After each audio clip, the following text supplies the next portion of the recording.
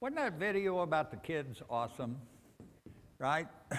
And I hadn't really planned on doing this till I saw the video, but I want to talk a little bit. It's good to be back, but last week we was at the men's retreat, right? And we've been doing that practically ever since we came together as a church, and I really love it. But one of the things that, and it was particularly true this year, the intent of that retreat has changed over time, because when we first got started, every time we would have a significant meal, we'd have a devotion and some conversation. And after, I don't remember, 2 years, 3 years, whatever, we started inviting the kids to come. And that has changed how the weekend goes. And instead of being a lot of teaching and devotion, it's really turned into an opportunity to get to know each other, for fellowship and for deepening relationships.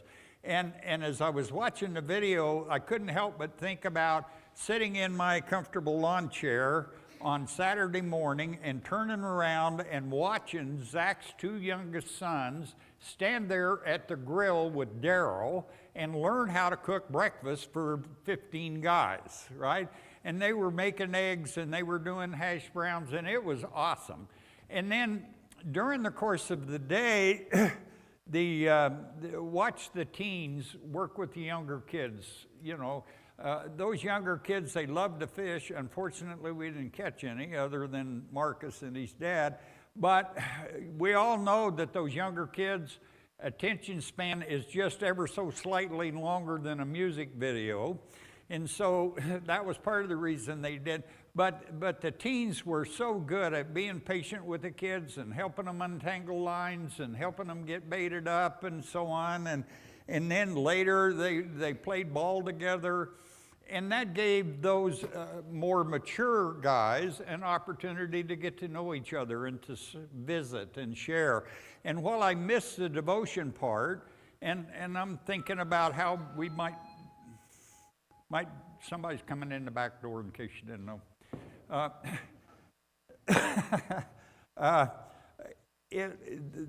That opportunity to develop relationships. And one of the things that I've been reading and thinking and praying a lot about is we have some awesome programs in the modern church, and ours in particular, about helping kids and helping people of different ages.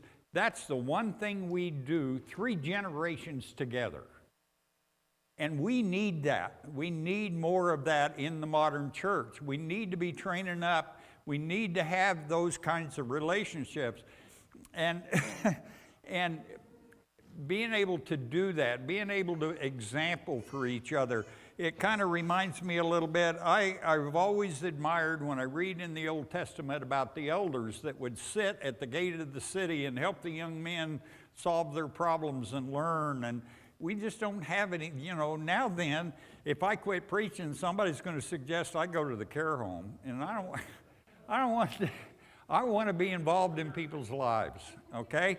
I want to be, and so part of what inspired me to share all that with you is Sue and I got in the pickup to come to church today. She found this stick sitting in the coffee holder in the truck, and she said, "What is the deal with that stick?" And I said, "That was a present. Zach's boys were whittling while we were up there waiting, and one of his sons made that for Pastor Larry." All right, and I'm going to keep that, and I'm going to remember that. So those of you that, for whatever reason, didn't get a chance to participate, I'm sorry. I understand life gets in the way, but please consider doing that. And out of those campouts, that's where our Better Man ministry has come from. We grew out of that opportunity to get together. And we'll be starting another class, hopefully, in the fall of the year for the beginning. We'll continue with the guys that we've got. For those of you that did come and hope to see more devotion, I'll get it. I had some prepared. We'll just hit it on Better Man in the Sunday mornings and go with that. But anyway, I really appreciated that. I'm invigorated. I'm a little sore, but I'm invigorated. It's a wonderful weekend, and I encourage more guys to be able to come and be a part of that.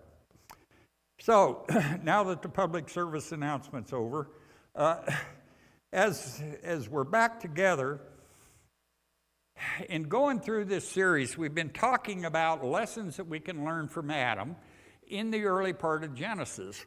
And so I thought, just real quickly, let's review. We talked about the fact that mankind, is created in the image of God, and that brings responsibility. We are the crowning jewel of all of God's creation. And that's important. We're born to be creative, and we talked about when we're creative, we need to create a relationship with God, we need to create a relationship with other people, and then we need to do things to better God's creation, to work together. And then we talked about being given work to do by God and how Adam had to work a garden with no weeds and it didn't need to rain. I mean, how perfect a job could you ever get? And so, but we are created to work with God and to do things that He has in mind. We are there to obey God. And what we're going to talk about today talks about a failure to obey God. And finally today, we're going to talk about the fall, all right? And before we get into the actual verses, one of the things that occurred to me, and I wasn't sure, so I'm just going to tell you what I've been thinking about. In the fall, we're only going to talk about a few verses in Genesis chapter 3. We all know the story. The serpent deceived Eve. She ate from the tree. She gave it to Adam. He ate. God shows up. They tried to hide. It didn't work. All right? And because of that sin, we've all been suffering ever since.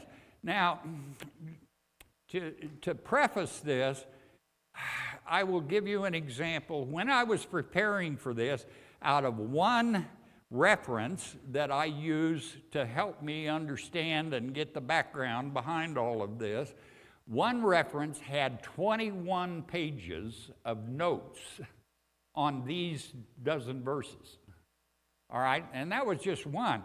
And so there are some topics that we're going to go through today, or at least look at today, that have very deep theological meaning and associations. People that are a lot smarter than I have debated some of these for a long time, and there is no definitive conclusion in any of that debate. So when I get to thinking about this and trying to prepare, my question was, what does it have to do with my relationship with God and my salvation? And the answer was, it doesn't. All right? It's something that is intellectually stimulating to discuss, but it doesn't keep me out of heaven. So those topics we're not going to talk about today. And if you would like to, I would love the opportunity to make a pot of coffee, invite you out to the house, we'll drink the whole pot, and we'll come to no conclusions whatsoever, but we'll have a great time talking about them, okay? Does that satisfy everybody?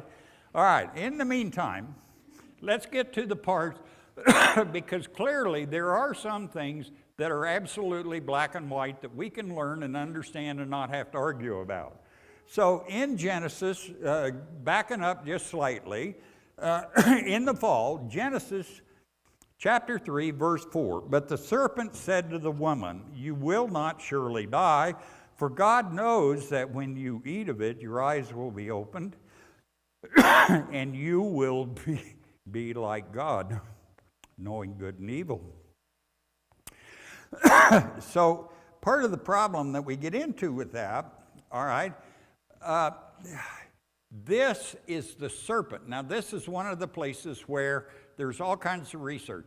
Was the serpent Satan, or was Satan using the serpent? I don't care, right?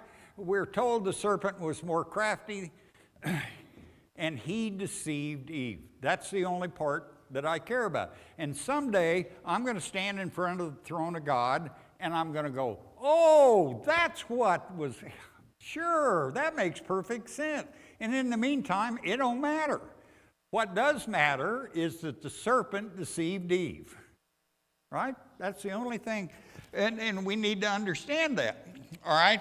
Now, part of what is interesting here that we're going to talk about as we go through there, think about what he said.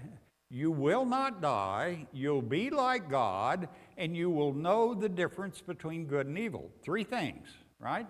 Guess what? All 3 things happened. Well, seriously, they didn't die immediately, right? And when we talked about this before, they didn't have any concept of what death was going to be anyway, all right? They will be like God because they knew good from evil, right? They understood there were good and evil. The problem was when they did understand, what was the first discovery? They were naked and ashamed. All right, so when we try to be like God, it's not at all unusual. We become ashamed of something, right? Because we have taken on a responsibility that didn't belong to us, right? And so while it was true to some degree, one of the things that was interesting about this, the serpent didn't talk at all about consequences. If you do this, this is what's going to happen to you.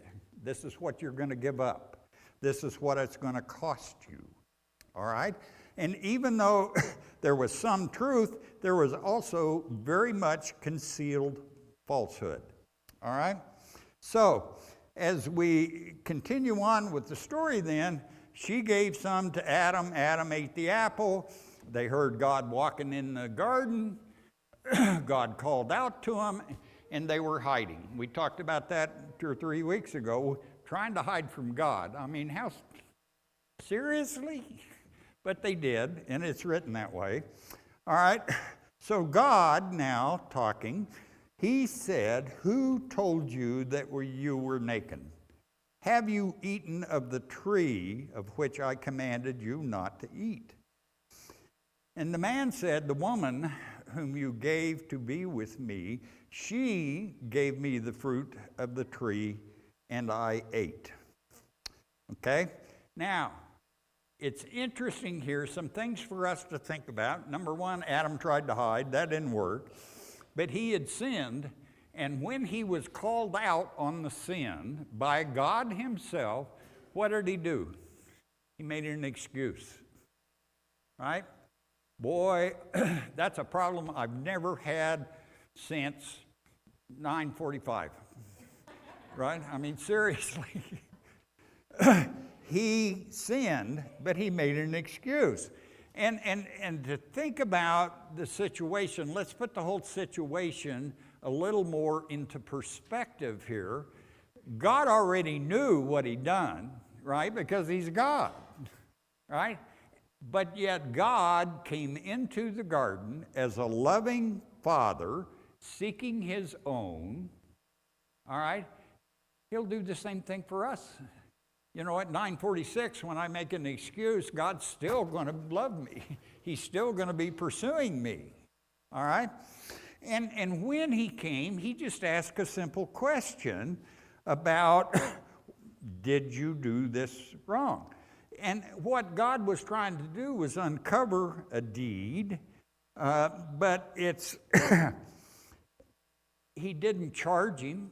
You know, God could have come in there like some people vision the Old Testament God being vengeful and angry and so on, but he wasn't that way. He just asked the question, right? He was trying to make something better. He was trying to make something right. All right? So the effect of this permits the guilty to witness against themselves by their own admissions. All Adam had to do was say, yep, I screwed up. I did something that I knew I shouldn't have done, and I screwed up, and I'm sorry. But that's not what he did, all right? So instead, when he talks about, back up here a little more. He said, the man said, "The woman who you gave to be with me, she gave me the fruit of the tree and I ate." Now, think about what's going on here. Not only is he not confessing that he sinned, he is trying to blame somebody else. And in doing that, something that I had never really thought a great deal about until I was going through this, is Adam's response, to God's questioning reveals a man attempting to deflect responsibility. The woman who you gave me, or gave to be with me, she gave me the fruit and I ate. All right? So what he is doing in a very subtle sort of way that had never occurred to me, he's indirectly blaming God because God's the one that gave me Eve. If you hadn't given me Eve, she wouldn't have given me the apple and I'd have been okay. Right? So that I had never thought about it quite that way.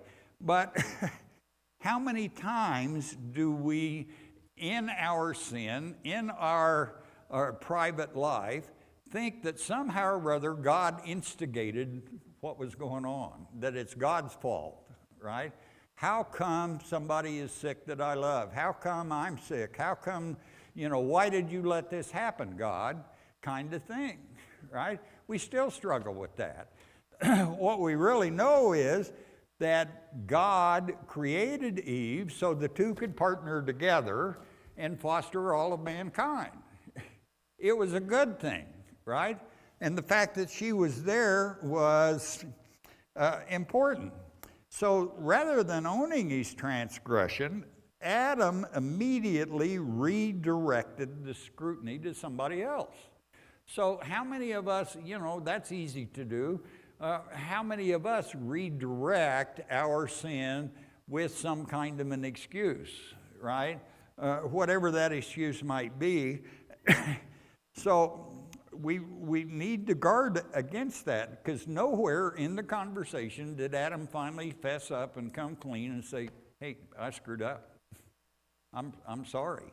And think about what's going on there. He diminished his partner. Diminished his partner. And when God gives us a partner in our life, whether it's the wife that you have taken on or the spouse that you have taken on for the rest of your life, or Nathan and I and the relationship we have together in the church, nothing that I do should diminish the role of the partner. We should work together. We should be helpers. In fact, I am told that when in the original language, earlier in Genesis, where it says no suitable helper was found, the word helper could be translated into someone who fills the cracks. All right? And I know Sue certainly fills cracks in my life. She sees things that I overlook, or she calls me out on things that I just didn't think about, right? She helps me in ways that I don't even realize I need help. So if I do something to diminish that relationship, that's a sin against God's intent. We need to find somebody that can help us with that, all right? The other thing that is too bad about Adam in this particular situation, by going through all of this, he was denying his role that God had given him in creation. God created Adam first. God brought all of creation in front of Adam and gave him responsibility. You're to take care of all this. You are to name all these creatures. You are to care for this garden. And Adam, by not handling it appropriately, not taking on that responsibility, but giving that away, basically, he did not live up to his end of the bargain. So as we think about this, there are consequences that we're going to begin to talk about as we go on through. Consequences for the serpent, consequences for Eve, and consequences for the man. And I thought this was interesting because most of us just blame the snake and get on with it, all right? We know that at least Eve admitted to be deceived, but Adam is really the biggest. But yet when God addresses the consequences of what was going on, he addressed them in an order that seemed somehow rather backwards. The Lord said to the serpent, because you have done this, cursed are you above all livestock, above all the beasts of the fields. On your belly you shall go, and dust you shall eat all the days of your life. I will put enmity between you and the woman, between your offspring and her offspring. He shall bruise your head, and you shall bruise his heel. Now, thinking about this, I believe, and here again, when we have that pot of coffee in the garden, we can talk about it. I think it was an animal. I think that snake was an original creation of God. I think Satan used him and spoke through him, but I don't believe it was actually the serpent that's talked about in Revelation that's going to be back sometime later. I think it was the snake. All right? And so here, when we look at this and look at what's going on, here, the serpent's punishment. Now, the serpent used trickery, all right? He was crafty, more crafty, it says in some versions. So here, what's happening in God, he cursed the snake. First reference in Scripture of God issuing a curse. Never thought about that before. Always before, God had been doing great things. But here, all the days of your life shows that the serpent is treated as a personal being.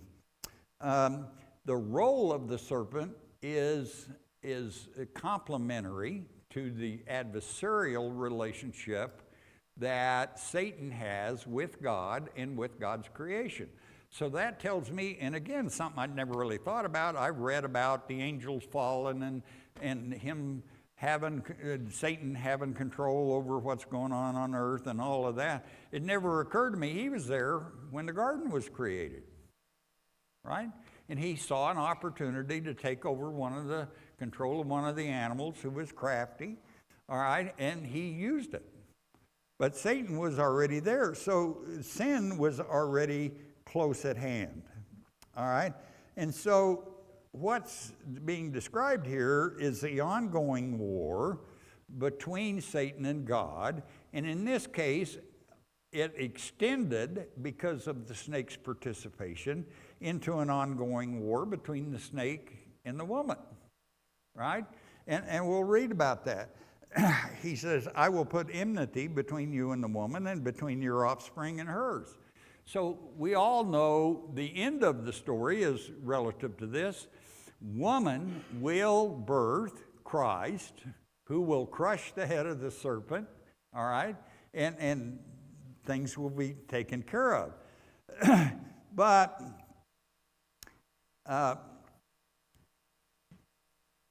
Jesus is the Savior that we're talking about here on doing the saving.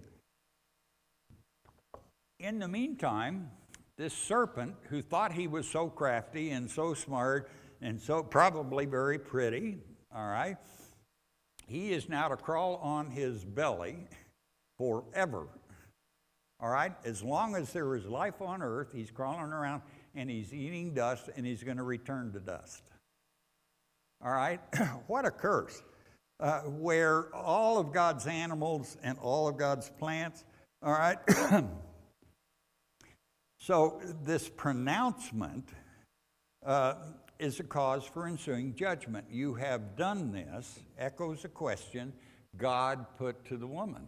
What did you do? Did you do this thing? Right? And in the case of the serpent, he knows that's what he did. So the serpent is now cursed, and he's now going to crawl on his belly.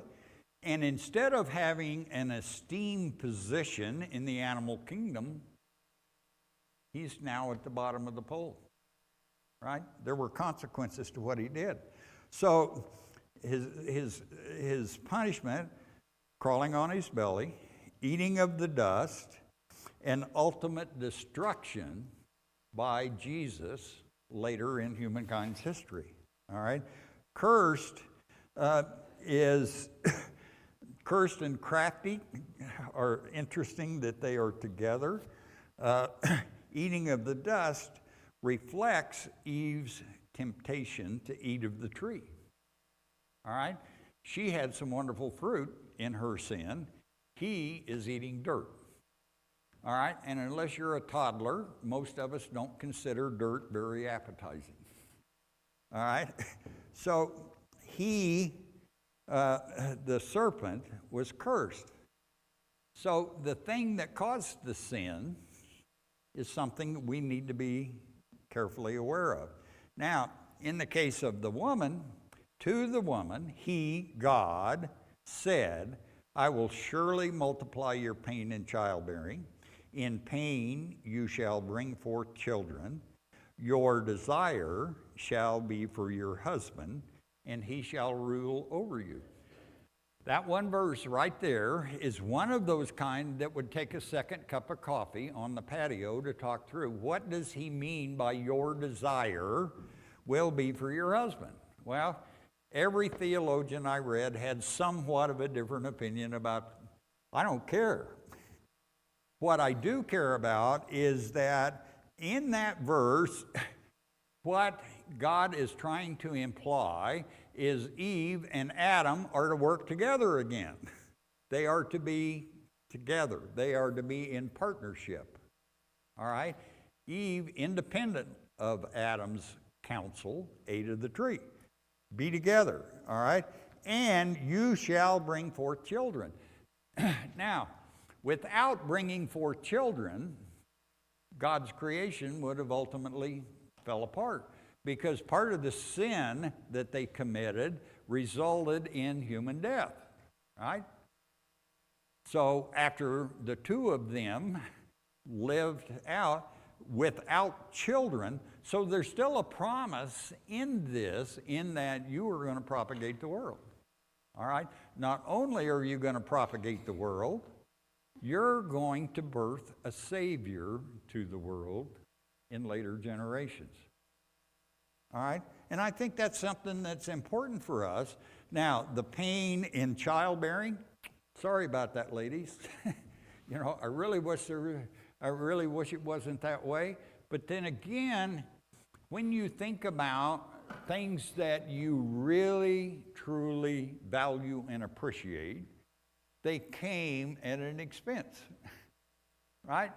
And as excruciating as it is to have a baby, the love that you feel with that baby 2 minutes later, it's like, where did this come from?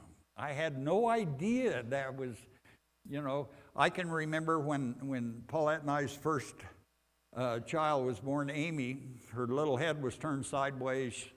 We were in the labor room for hours trying to progress enough that we could go ahead and have the baby. Finally, the doctor used a forceps and just got her chin to move just enough she could start down the birth canal. But we'd been all night long, and she was exhausted, and I was exhausted. In fact, at one point, she had got over a contraction, said she wanted some cold water on a rag, so I reach over to the sink, and I do that, and I bring it back, and I go, don't touch me, this is all your fault. You know, she was right, it probably was. Okay. But anyway, after we finally had the baby, and she delivered, she's still on the table, the nurse cleaned the baby up, brought it back, and she was still just absolutely exhausted. She said, give her to her dad.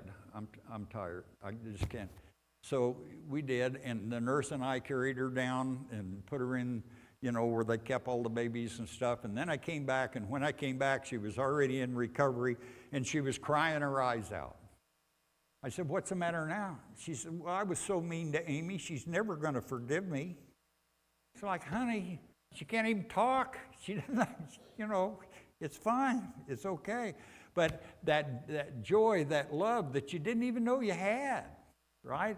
And then you have a second child if you're truly blessed, and it's like, wow, where'd all this come from? I thought I was going to have to share what I had, and that's just sort of the way it is with God. And so in this curse, even though there's pain in childbearing, there's still a blessing in there as well, because at least she fessed up. She says, I was deceived. I made a mistake, right? And so we need to do the same thing. And I believe sincerely that when we are deceived, when we make mistake, if we just tell God, gee, I screwed it up, all right? There will be consequences, obviously, but he still loves us, and he's still going to find a way to bless us through those, right? He's going to encourage us with that.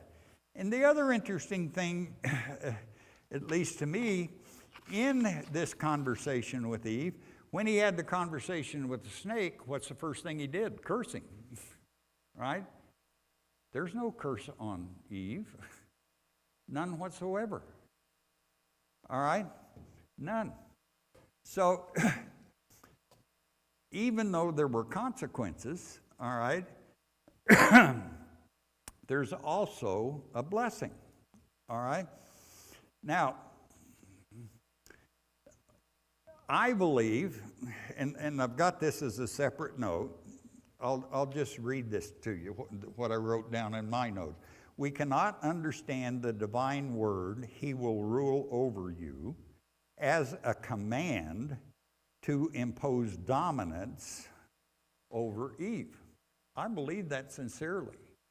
He will rule over you simply restates God's order. He created Adam first. He gave Adam work and responsibility, and Eve came later.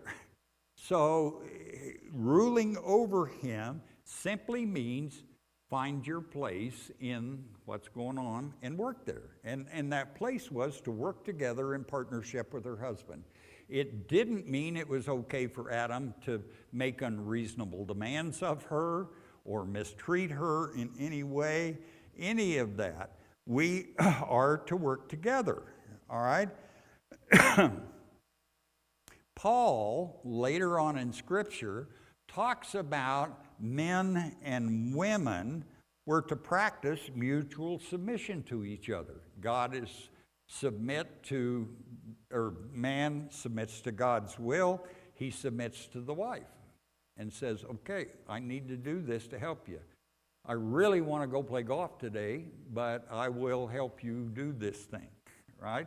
And sometimes we get a little bit of that right. But this idea of submitting to the husband doesn't mean that it's okay it's not a license for the husband to do anything he wants. And it's not a requirement on the woman to always agree. Sue disagrees with me more than anybody I have ever been around. And she means it in a loving way. Yesterday we were working on her car and we were having trouble. And I think my way through machinery, and she's talking with new ideas, and why don't we try this and do that and whatever, and no matter what I suggest, she's always got something that's a little better. So I have learned two things: just get out of her way and let her get it out of her, and try a few of them to prove it doesn't work, and then I get my 2 minutes worth of thinking in, and we figure out what it's going to take, right? So I love her to death. I wouldn't change her for the world, but this idea of working together sometimes takes a little negotiation, right? We got to kind of sort through some of this. And so, but the intent is that we try, we work.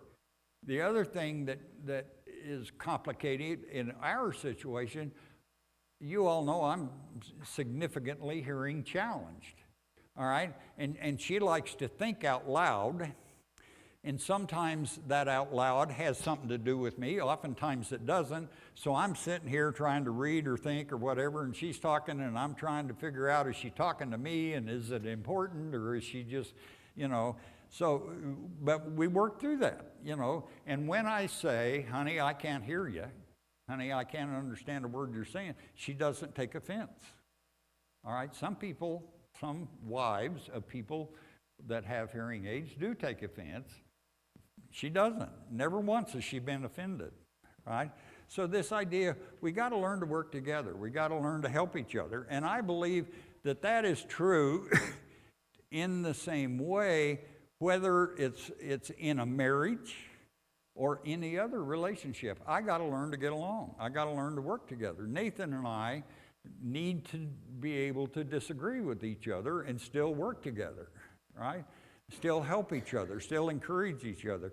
There are people in my life that I love dearly that don't have the right kind of relationship with God, and I got to get along with them. You know, I'm not going to go out there and beat them up. I'm not, you know, that doesn't work. I've got to have a relationship where we can work together and help and encourage and so on. And so, had Adam and Eve worked better as a team, maybe we would be in the garden today instead of Southwest Kansas. Although this is about as close to the garden as you can get, I think. But anyway, that's highly biased personal opinion. All right? So we need to learn to work together. And the woman wasn't cursed. Now, when it came to Adam, and Adam is considerably more complicated than the other two, and to Adam he said, because you have listened to the voice of your wife and have eaten of the tree which I commanded you, you shall not eat of it. Cursed is the ground because of you. In pain you shall eat of it all the days of your life. So here's the second curse. The first one was against the serpent. All right. Now a curse. But it's interesting to note, was Adam cursed? No. It was the ground. It was the way he made his living. The way the work that he was supposed to do for God now was a lot more complicated. Here come the thistles, right? Here come the stickers and the weeds and so on. So we need to think about that, because it's easy for us when we go through life and when we're challenged. Sometimes it's hard, right? God allows us to go through situations we would not have eagerly volunteered for. I've been in a few of those myself, all right? And so it doesn't mean that I've been cursed. It just means life is hard, all right? Life is hard. Life doesn't always seem to be fair. So, cursed is the ground because of you. In pain you shall eat of it all the days of your life. So the pain he's talking about perhaps is physical pain. I will share with you. I've already told you we were working on Sue's car. That little thing, I was down on the concrete floor and up, bent over into the hood 24 times yesterday, and today I hurt. My knees are talking to me in a language I don't appreciate very much. So in pain you shall eat of it. The other part of this, because life is hard, we need to recognize pain is just going to come, all right? It doesn't mean I'm cursed. It doesn't mean God doesn't love me. It's just the way life is. So when that happens, I need to talk to God, and instead of, which is real easy, how come you make my knees hurt? I need to talk to God and say, okay, what do you want me to do today? You know, you already know my knees hurt, but that's okay. I'll get up and go to church. And the more I stand there, the more I walk around, the more loose they're going to become, and it'll be all right, and we'll get through this. But it is unrealistic on my part to think that I'm back in the garden for more than just a few minutes at a time. Right? There is going to be trouble. There is going to be problems. So we need to understand Adam's penalty fit the crime, since his appointed role was intentionally relegated to the ground from which he was made, all right, because he was originally told, you are to take care of this garden. Now then, because he sinned, the garden is going to be more of a challenge. And oh, by the way, you don't get to live here anymore. Right? Minor little technicality. All right? But the ground was cursed because of his sin. The man will suffer lifelong and toilsome labor. Okay?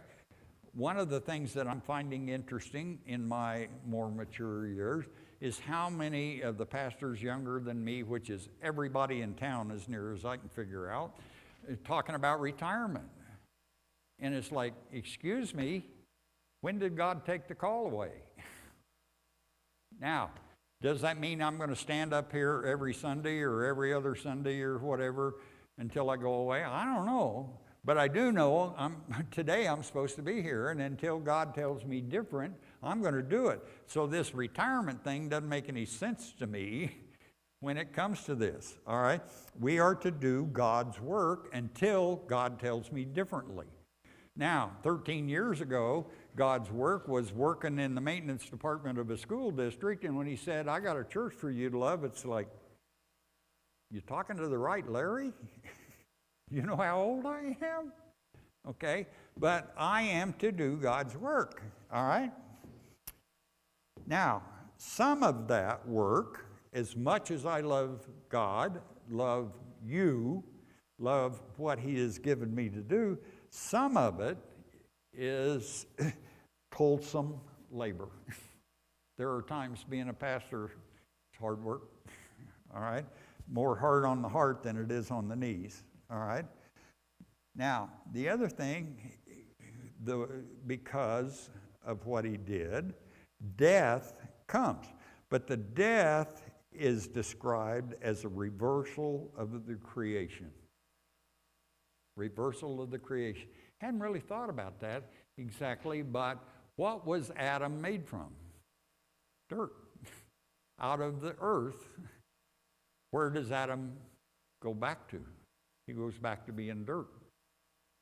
All right? So it's a reversal of creation. It's opposite of what God had originally intended for us. All right? So I hadn't really thought about that, but that's okay. That's part of what's going on. Okay? Now, Adam had listened to his wife and ate of the forbidden fruit. All right? And you must not eat of it is exactly what God had told him. It reinforces the severity of the crime and reminds him, Adam, of dire consequences for rebellion. So oftentimes when we're called out because of sin, we don't think about that as a rebellion. But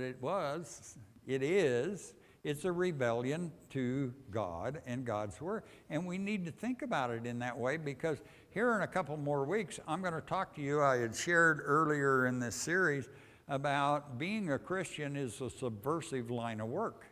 We're going to talk about being subversive, and what does subversive means? Well, it means we're rebelling against what's going on in society, right? And here, Adam was rebelling against what God had in mind, right? He was not doing that, all right? So what we need to do, we need to understand our sin relationship affects our relationship with God, all right? God focuses on man's individual fault. Now, one of the hardest things in the whole Bible, really, particularly the New Testament in particular, talks about, I remember somebody asked Warren about, how would you summarize the Bible? Warren Baldwin, wonderful, wonderful man. I just love having him in my life. If you had to sum the Bible up in 3 words, isn't that what you gave the kids, 3 words? Okay. If you had to sum up the Bible in 3 words, what would they be? Okay?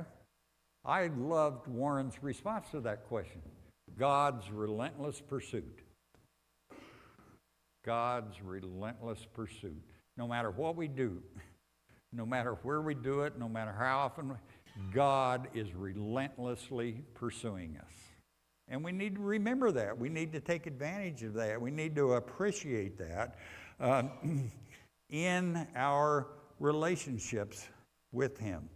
Because the thorns and thistles that he talks about are going to be there, all right? But God is relentlessly pursuing us to do the right thing, to do the work He's called us to do, to help us, to encourage us. And so the lessons that we can learn from this is when we make a mistake, don't make excuses. Just admit it. I screwed up. Honey, I shouldn't have used that tone of voice. I'm sorry. Don't make excuses. And when we don't make excuses, when we have the right relationship with God, He's still the Father. He's still going to come to us just like He did Adam and Eve in the garden, and He's going to call to us, and He's going to say, where are you? And then we're going to talk, and we're going to be okay. We can work through this thing. All right? So sharpen your focus on what it is that God's calling you to do. Now, the last thing that I want to talk about, and we're going to be there a little later in chapter 4 next week, but in jumping ahead just briefly into Genesis chapter 4, Cain and Abel are now born. All right? Cain and Abel bring sacrifices to God. Abel's made God happy. Cain's God didn't react to very much. Why? I don't know. I don't understand. But then again, someday I'm going to be standing in front of the throne of God, and I'm going to go, oh, sure, I never thought of it that way. But there is some kind of reason. Cain got mad, killed his brother. Now, God is back. God is talking to Cain, and He says, if you do well, at this point, here in chapter 4, Cain had not committed the murder just yet, but he was upset because God didn't like his sacrifice. God talking to Cain specifically, if you do well, will you not be accepted? And if you do not do well, sin is crouching at the door. Its desire is for you, and you must rule over it. Sin is crouching at the door. All right? The same kind of sin, some of the references that tied to that in the material that I was looking at. Think about Peter was ready to defend Jesus when the soldiers came. What did Jesus say? Get behind me, Satan. All right? Doesn't mean that Peter was Satan, but it means Satan was whispering in his ear and he was listening. Right? Instead of saying, just leave me alone, get out of here. All right? So sin is still crouching at the door. And this idea of Satan whispering in your ear, that's exactly what he did to the serpent. We ought to pay attention to that, right? That was the very first time he got away with doing something wrong against God's kingdom, and he still does. Some of you, one more quick story, and then I'll quit talking here eventually. In the spring of the year, coming up into Easter, there's a big mega church in Colorado Springs that puts on a play called The Thorn. And it's a series of one-act plays about Christ's life and going through. It's an amazing production. If you get a chance someday, you really ought to go see it.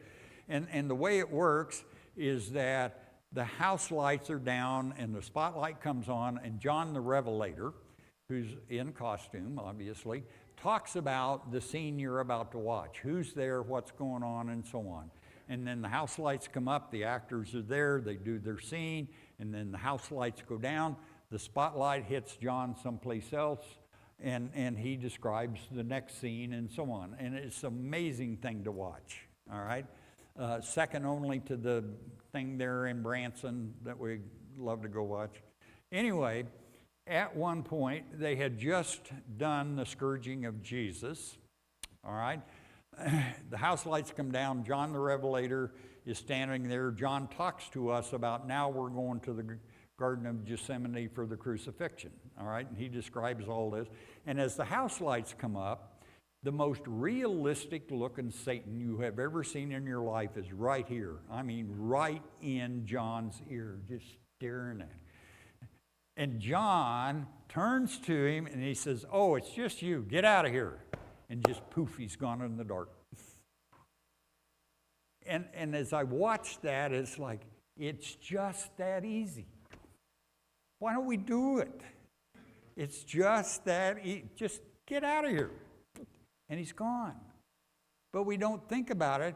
Instead, we pour another cup of coffee and say that again? What are you, and we begin to listen, and that's when we begin to be tempted. That's when we begin to be deceived. We need to be a little more forceful in just saying, get out of here. I don't need to listen to that, right? I got better things to do. God's given me work. God's given me people to love, relationships to build. I don't have time to listen to you, right? So how easy it is. Sin is still crouching at the door, but it's still God loves us and wants to forgive us.